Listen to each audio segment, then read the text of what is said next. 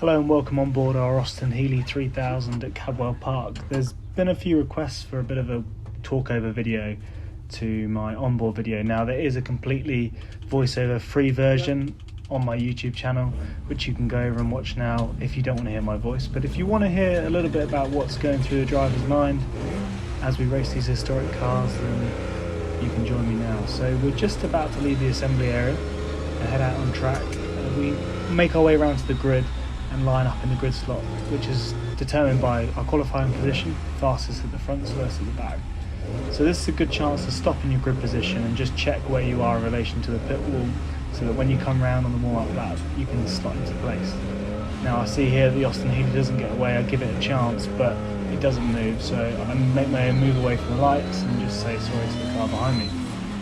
I realise that the Healey's got away, so I let it come back past before the start so it can regain its grid position and just makes it so much more simple for everyone. A little bit of tyre warming before we come around to the grid, and now we're just thinking about making sure we line up in the grid slot, but just tip the car into the middle there, because if anything goes wrong, I don't want to be going on the grass. I want to be going straight through the middle of these two, selecting first gear, finding the biting point. Red lights come on, red lights go off. Where am I going to go? Right to the right, past the pit wall, into the pit lane, second gear, third gear, road's running out, so I just slot in behind the Marcos, and now this Fiesta, which has got sticky tyres, blasts back through. So we jump forward a few laps now, and we are around the mountain course at Cadwell, and you're going to see the famous mountain section. So the car goes right up, pointing into the sky, goes light over the top, and a signal from that passing driver there to let you through into the trees.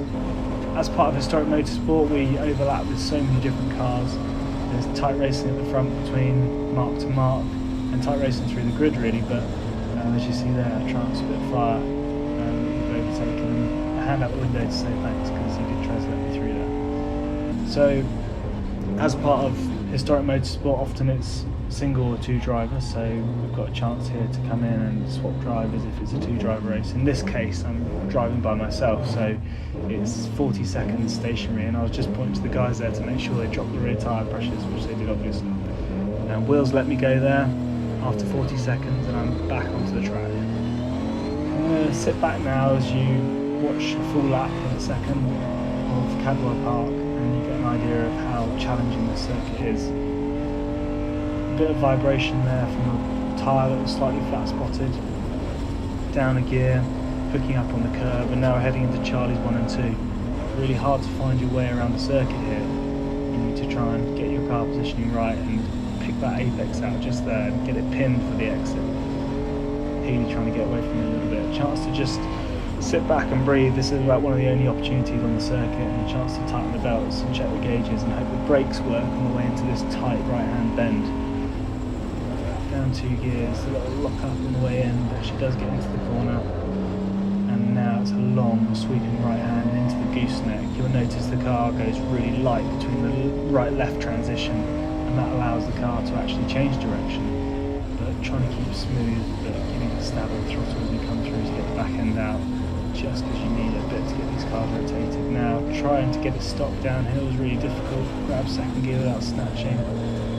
It's time to hold your breath because we're about to go into the mountain section now, where it's a bumpy entry into the mountain. It's a left, right, and then up over the top. Watch the wheel spin. I looked over here in qualifying and we're doing 7,500, 8,000 RPM with the wheel spin, which is a bit much for this old engine, but I do still rev through to 7.5 quite happily. Into the trees now. It's really tight and twisty through here. Making sure you pick your markers and get ready for a second gear here into the slowest corner of the circuit, really having to stop it, get it turned in, and then fire it out into the last corner of the track, down the pit straight again, and another chance to breathe, and have a look at the pit board, see what it says as we go past. Well, thank you to acknowledge the boys on the pit wall there, doing a great job, let me know where I am in the race.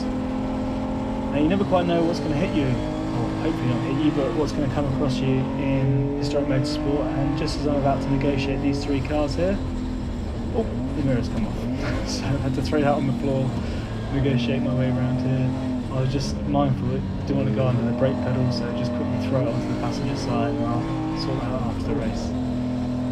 And there we go, after 40 minutes, this short video has made it look easier. Flash of the lights for the boys, and a win in the 363 class for us at Cadwell Park. Always acknowledge the marshals as we go around, and thumbs up for a few people in the grandstand, which is always good to see.